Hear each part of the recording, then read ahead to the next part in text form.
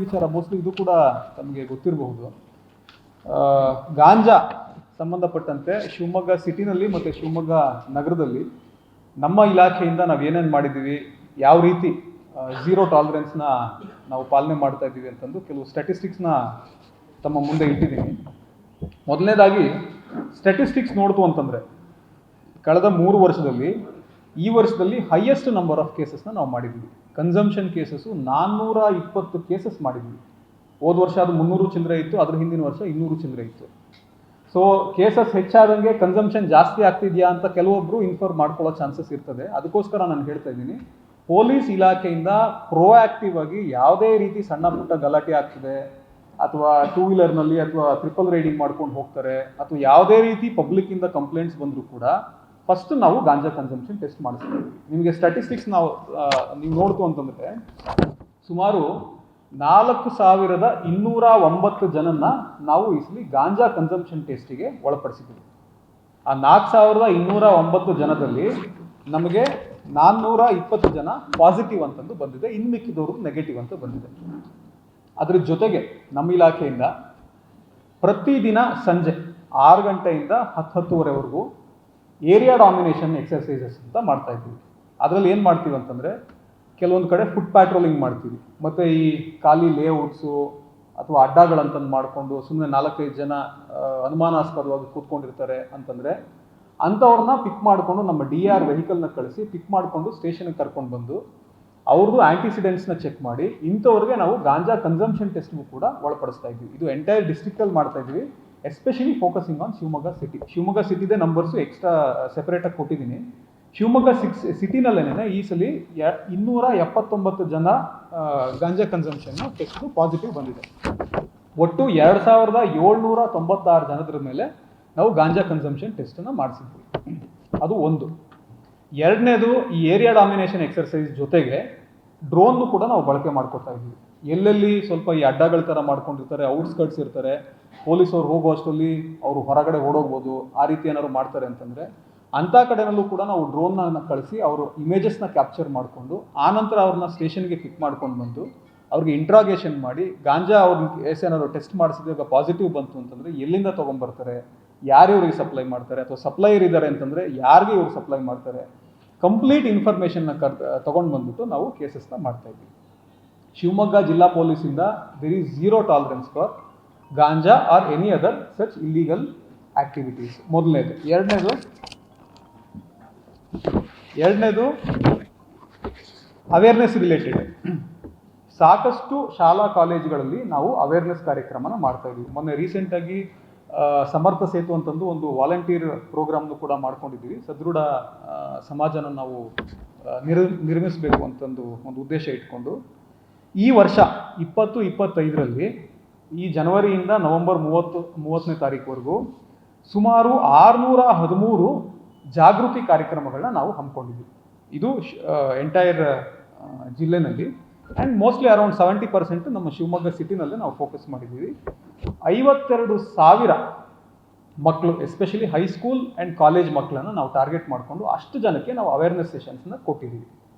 ಅದರ ಜೊತೆಗೆ ಎಲ್ಲಿ ಕಾಲೇಜಸ್ಸು ಮತ್ತು ಸ್ಕೂಲ್ಸು ಸುತ್ತಮುತ್ತ ಇಲ್ಲೆಲ್ಲೋ ಚಾಕ್ಲೇಟ್ ಮುಖಾಂತರ ಮಾರಾಟ ಮಾಡ್ತಾರೆ ಅಥವಾ ಸಿಗರೇಟು ಬೀಡಿ ಮುಖಾಂತರ ಮಾರಾಟ ಮಾಡ್ತಾರೆ ಅಂತಂದು ಎಲ್ಲೆಲ್ಲಿ ನಮಗೆ ಕಂಪ್ಲೇಂಟ್ಸ್ ಬರುತ್ತೆ, ಅಥವಾ ವಾಲಂಟಿಯರ್ ಆಗೇನೆ ಎಲ್ಲೆಲ್ಲಿ ಹಬ್ಸ್ ಇದ್ದಾವೆ, ಈ ಸಹ್ಯಾದ್ರಿ ಕಾಲೇಜ್ ಸುತ್ತಮುತ್ತ, JNNC ಕಾಲೇಜ್ ಸುತ್ತಮುತ್ತ, NES ಮತ್ತು DVS ಕಾಲೇಜ್ ಸುತ್ತಮುತ್ತ, ಅಲ್ಲಿ ಪಾನಿಪುರಿ ಅಂಗಡಿಯವರಾಗಿರ್ಬಹುದು ಅಥವಾ ಅಲ್ಲಿ ಬುಕ್ ಸ್ಟೋರ್ಸ್ ಆಗಿರಬಹುದು, ಅಲ್ಲಿ ಜೆರಾಕ್ಸ್ ಅಂಗಡಿಗಳಾಗಿರ್ಬೋದು, ಅದಕ್ಕೆ ನಾವು ರ್ಯಾಂಡಮ್ ಆಗಿ ರೈಡ್ ಮಾಡಿಬಿಟ್ಟು ಅಲ್ಲಿ ಕೋಟ್ಪಾ ಕೇಸಸ್ಸು ಮತ್ತು ಅಂದರೆ ಗಾಂಜಾ ರಿಲೇಟೆಡ್ ಏನಾದ್ರು ಮಾಹಿತಿ ಇದೆಯಾ ಅಂತ ನೋಡ್ಕೊಂಡು ಅದ್ರ ರಿಲೇಟೆಡ್ ಕೇಸಸ್ಸು ಕೂಡ ಮಾಡ್ತಾ ಇದ್ವಿ. ಅದು ಸ್ಟ್ಯಾಟಿಸ್ಟಿಕ್ಸು ಕೊಟ್ಟಿದ್ದೀನಿ. 2025ರಲ್ಲಿ 929 ಆ ರೀತಿ ಪ್ರಕರಣಗಳನ್ನ ನಾವು ಮಾಡಿದ್ವಿ. ಇದು ಪ್ರೋಆಕ್ಟಿವ್ ಆಗಿ ನಮ್ಮ ಇಲಾಖೆಯಿಂದ ನಾವು ಮಾಡ್ತಾ ಇರೋದು. ಮತ್ತೊಮ್ಮೆ ನಾನು ತಿಳಿಸ್ಲಿಕ್ಕೆ ಇಷ್ಟಪಡ್ತೀನಿ, there is zero tolerance for ganja. ಯಾವುದೇ ರೀತಿ ಈ ರೀತಿ ನಶೆ ಇರ್ತಕ್ಕಂಥ, ಈಗ ಮೊನ್ನೆ ಒಂದು MDPM ಕೇಸ್ ಕೂಡ ನಾವು ತುಂಗನಗರದಲ್ಲಿ ಮಾಡಿದ್ದೀವಿ. ಜೈಲಿನಲ್ಲಿ ಕೂಡ ಸಪ್ಲೈ ಎಲ್ಲೆಲ್ಲಿಂದ ಆಗ್ತದೆ ಏನು ಎತ್ತ ಅಂತಂದು ಅದನ್ನು ಕೂಡ ಭಾಳ ಪ್ರೊಆಕ್ಟಿವ್ ಆಗಿ KSASF ಅವರು ಮತ್ತು ಜೈಲ್ ಅಥಾರಿಟೀಸ್ ಜೊತೆಗೆ ನಾವು we are having a coordination, we are booking the cases there also. ಮೂರನೇದು ಇಂಪಾರ್ಟೆಂಟ್ ವಿಚಾರ ಅಂತಂದರೆ ಸಾರ್ವಜನಿಕರು ಕೂಡ ನಿಮ್ಮ ಸುತ್ತಮುತ್ತ ಎಲ್ಲೋ ಗಾಂಜಾ ಸೇವನೆ ಮಾಡ್ತಾ ಇದ್ದಾರೆ ಅಥವಾ ಮಾರಾಟ ಮಾಡ್ತಾ ಇದ್ದಾರೆ ಅಂತಂದರೆ ಮುಕ್ತವಾಗಿ ನಮ್ಮ ಇಲಾಖೆಯ ಗಮನಕ್ಕೆ ತೊಗೊಂಡು ಬನ್ನಿ. ನಿಮ್ಮ ಐಡೆಂಟಿಟಿನ ನಾವು ಪ್ರೊಟೆಕ್ಟ್ ಮಾಡ್ತೀವಿ. ಸಹಜವಾಗಿ ಏನಿರ್ತದೆ, ಸಾರ್ವಜನಿಕರಲ್ಲಿ ಭಯ ಇರುತ್ತೆ, ಇಲ್ಲ ನಾವೇನೋ ಹೇಳ್ಬಿಟ್ರೆ ನಮ್ಮನ್ನು ಟಾರ್ಗೆಟ್ ಮಾಡಿಬಿಡ್ತಾರೆ ಅಥವಾ ಯಾರೋ ಅವರು ಪೆಡ್ಲರ್ಸ್ ಯಾರಿರ್ತಾರೆ ಅವರು ನಮ್ಮನ್ನು ಟಾರ್ಗೆಟ್ ಮಾಡ್ತಾರೆ ಅಂತ. ಯಾವುದೇ ರೀತಿ ಆ ರೀತಿ ಭಯನ ತಾವು ಇಟ್ಕೊಳ್ಳಿಕ್ಕೆ ಹೋಗಬೇಡಿ.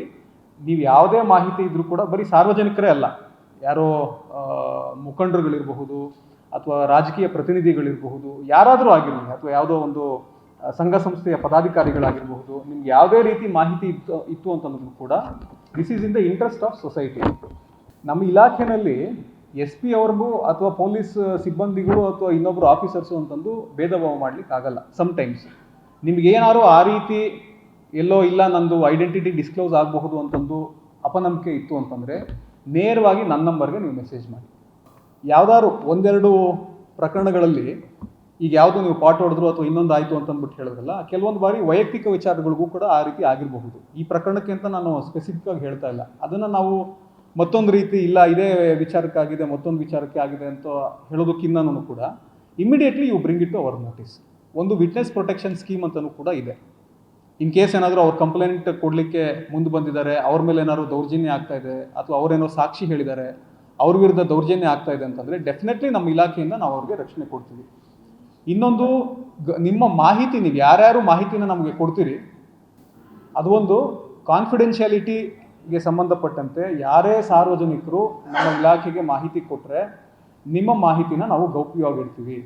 ಏನಾಗ್ತದೆ, ಸುಮ್ಮನೆ ನಾವು ಬಾಯಿಂದ ಬಾಯಿಗೆ ಅಥವಾ ಇನ್ನೊಂದು ಹಂಗಂತೆ ಹಿಂಗಂತೆ ಅಂತ ಅಂದ್ಕೊಳ್ಳೋದಕ್ಕಿಂತ ಕೂಡ ನಾನು ಸಹಜವಾಗಿ ನೋಡಿರೋ ಮಟ್ಟಿಗೆ ಪೊಲೀಸ್ ಇಲಾಖೆ ಜೊತೆಗೆ ಯಾರು ಒಡನಾಟ ಇಟ್ಕೊಂಡಿರ್ತಾರೆ ಅಂಥವ್ರಿಗೆ ಪೊಲೀಸ್ ಇಲಾಖೆ ಮೇಲೆ ನಂಬಿಕೆ ಜಾಸ್ತಿ ಇರುತ್ತೆ, ಕಾನ್ಫಿಡೆನ್ಸ್ ಕೂಡ ಜಾಸ್ತಿ ಇರುತ್ತೆ. ತಾವು ಕೂಡ ನೋಡಿರ್ತೀರಿ, ನೀವು ಯಾವುದೇ ಕಂಪ್ಲೇಂಟ್ ಹೇಳಿದ್ರು ಕೂಡ ನಾವು ಅದಕ್ಕೆ 100ಕ್ಕೆ 100% ಪ್ರಾಮಾಣಿಕವಾಗಿ ನಾವು ರೆಸ್ಪಾಂಡ್ನ ಮಾಡ್ತೀವಿ. ನೀವು ಒಂದು ನಿಮಿಷ, ಯಾವ್ದಾವುದು ನೀವು ಮಾಹಿತಿ ಹೇಳಿರ್ತೀರಿ, ಅಲ್ಲಿ ಇನ್ ಕೇಸ್ ಏನೋ ಗಾಂಜಾ ಮಾಡ್ತಿರ್ತಾನಂತೆ ಸರ್ ಅಥವಾ ಏನೋ ಗಾಂಜಾ ಹೊಡ್ಕೊಂಡು ಹೋಗಿರ್ತಾನೆ ಅಂತಂದರೆ 100% ನಾವು ಅವ್ರನ್ನ ಕರ್ಕೊಂಬಂದು ಟೆಸ್ಟ್ ಮಾಡಿಸ್ತೀವಿ. ಟೆಸ್ಟ್ ಮಾಡಿಸಿದ್ದೀವಿ ಕೂಡ. ಮೆಗ್ಗನ್ನಲ್ಲಿ ಟೆಸ್ಟಿಂಗ್ ಕಿಟ್ಸ್ನು ಕೂಡ ನಮಗೆ ಭಾಳಷ್ಟು ಚೆನ್ನಾಗಿ ಕೋಆಪ್ರೇಟ್ ಮಾಡ್ತಿದ್ದಾರೆ. ಮೆಗ್ಗನ್ ಹಾಸ್ಪಿಟ್ಲಲ್ಲಿ ನಾವು ಎಷ್ಟು ಟೆಸ್ಟ್ ಕಿಟ್ಸ್ನ ನಾವು ಹೇಳಿದ್ದೀವಿ ಅಷ್ಟು ಕೂಡ ಟೆಸ್ಟಿಂಗ್ ಕಿಟ್ಸ್ನ ಅವರು ಅಂದರೆ ಅಟ್ ಎ ಟೈಮ್ 500,000 ಆ ರೀತಿ ಟೆಸ್ಟ್ ಕಿಟ್ಸ್ನ ತೊಗೊಂಡು ಬಂದು ಕೊಡ್ತಾ ಇದ್ದಾರೆ. There is zero tolerance for ganja. We are on war against ganja or any sort of drugs. ಯಾವುದೇ ರೀತಿ ತಮ್ಮ ಮಾಹಿತಿ ಇದ್ದರೂ ನಮ್ಮ ಮಾಧ್ಯಮ ಮಿತ್ರರಿಗೂ ತಮಗೂ ಕೂಡ ನಾನು ಕೇಳ್ತಾ ಇದ್ದೀನಿ, if you have any sort of doubts ನನಗೆ ಕಳಿಸಿ ಮಾಹಿತಿನ, ನಮ್ಮ ಆಫೀಸರ್ಸಿಗೆ ಕಳಿಸಿ. ನಮ್ಮ ಅಡಿಷನಲ್ ಎಸ್ ಪಿ ಇರ್ತಾರೆ, ಇನ್ಸ್ಪೆಕ್ಟರ್ಸ್ ಇರ್ತಾರೆ. ಆಮೇಲೆ ಇಲ್ಲ ಸರ್ ಅವ್ರಿಗೆ ನಾವು ಮಾಹಿತಿ ಕೊಟ್ವಿ, ನಮ್ಮ ಐಡೆಂಟಿಟಿ ಲೀಕ್ ಆಗಿದೆ ಅಂತಂದರೆ ಸ್ಪೆಸಿಫಿಕ್ ಕೇಸ್ ನನ್ನ ಹತ್ರ ತೊಗೊಂಡು ಬನ್ನಿ. ನಮ್ಮವ್ರು ಯಾರು ಲೀಕ್ ಮಾಡಿದ್ದಾರೆ ಅವ್ರ ಮೇಲೆ ಏನು ಕ್ರಮ ತೊಗೋಬೇಕು ನಾನು ಕ್ರಮ ತೊಗೋತೀನಿ. ಪೆಡ್ಲರ್ಸ್ ವಿರುದ್ಧನೂ ಕೂಡ ನಾನು ಇಲ್ಲಿ ಸ್ಟ್ಯಾಟಿಸ್ಟಿಕ್ಸ್ನ ಹಾಕಿದ್ದೀನಿ. ಈ ವರ್ಷ ಸುಮಾರು 35 ಪ್ರಕರಣಗಳನ್ನ ನಾವು ಪೆಡ್ಲರ್ಸ್ ವಿರುದ್ಧ ಮಾಡಿದ್ದೀವಿ. ಅದರಲ್ಲಿ 80 ಜನ ಆರೋಪಿತರಿದ್ದಾರೆ. 35 ಕೇಸು, 80 ಜನ ಆರೋಪಿತರು. ಇನ್ನೂ ಒಂದು ತಿಂಗಳಿದೆ, the numbers will be increase up to around 40-45 ಕೇಸಸ್ನ ನಾವು ಪೆಡ್ಲಿಂಗ್ ರಿಲೇಟೆಡ್ ಮಾಡ್ತೀವಿ.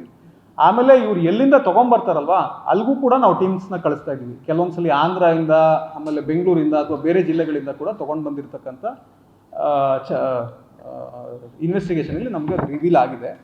ಮತ್ತೊಂದು, ಕರ್ನಾಟಕ ಸರ್ಕಾರದಿಂದ ಈಗ ಹೊಸದೊಂದು ಕಾರ್ಯಕ್ರಮನ ಮಾಡ್ತಾ ಇದ್ದಾರೆ. ಒಂದು ಆ್ಯಂಟಿ ನಕ್ಸಲ್ ಟಾಸ್ಕ್ ಫೋರ್ಸ್ ಅಂತ ಒಂದು ಮಾಡಿದ್ದಾರೆ. ಪ್ರತಿ ಸ್ಟೇಷನಲ್ಲೂ ಕೂಡ ಈ ಡ್ರಗ್ಸ್ ರಿಲೇಟೆಡ್ ಒಂದು ಸ್ಪೆಷಲ್ ಕಮಿಟಿ ಇರುತ್ತೆ ಪ್ರತಿ ಸ್ಟೇಷನಲ್ಲೂ ಕೂಡ.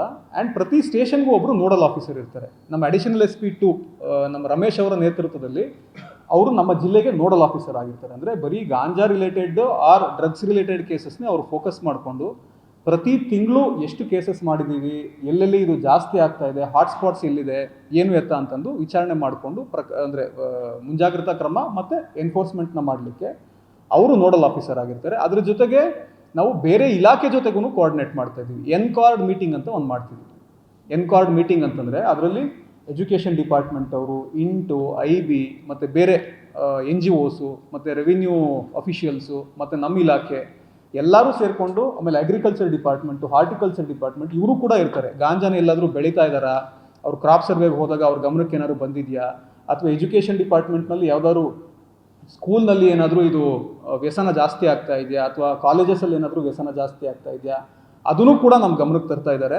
ಆ ಕಮಿಟಿನಲ್ಲಿ ಡಿ ಸಿ ಅವರು ಅದಕ್ಕೆ ಕಮಿಟಿದು ಹೆಡ್ ಆಗಿರ್ತಾರೆ. ಅವರು ಕೂಡ ನಮಗೆ ಸಾಕಷ್ಟು ಇನ್ಪುಟ್ಸ್ನ ಕೊಟ್ಟು ಅದ್ರ ಪ್ರಕಾರನೂ ಕೂಡ ನಾವು ಎನ್ಫೋರ್ಸ್ಮೆಂಟ್ ಮಾಡ್ತಾ ಇದ್ವಿ. ಪ್ರತಿ ತಿಂಗಳು ಕೂಡ ಈ ಮೀಟಿಂಗ್ ಆಗುತ್ತೆ. ಈ ಮೀಟಿಂಗಲ್ಲಿ ಏನೇನು ಇನ್ಪುಟ್ಸ್ ಕೊಡ್ತಾರೆ ಪ್ರಾಮಾಣಿಕವಾಗಿ ನಮ್ಮ ಇಲಾಖೆಯಿಂದ ನಾವು ಆ್ಯಕ್ಟ್ ಮಾಡ್ತಾ ಇದ್ವಿ. ಅದ್ರ ಜೊತೆಗೆ ವಿಶೇಷವಾಗಿ ಈ ತಿಂಗಳಿಂದ ಅಂದರೆ ನವಂಬರ್ 2025 ಲಾಸ್ಟ್ ತಿಂಗಳಿಂದ, ಇವತ್ತು ಡಿಸೆಂಬರ್ 1 ಆಗಿರೋದ್ರಿಂದ ಸನ್ಮಿತ್ರ ಅಂತಂದು ಒಂದು ಕಾರ್ಯಕ್ರಮ ಮಾಡ್ತಾ ಇದ್ದೀವಿ. ಅಂದರೆ ಕರ್ನಾಟಕ ಸರ್ಕಾರದ ಕಾರ್ಯಕ್ರಮ, ಇದು ಎಂಟೈರ್ ರಾಜ್ಯದಲ್ಲಿ ಆಗ್ತಾ ಇದೆ.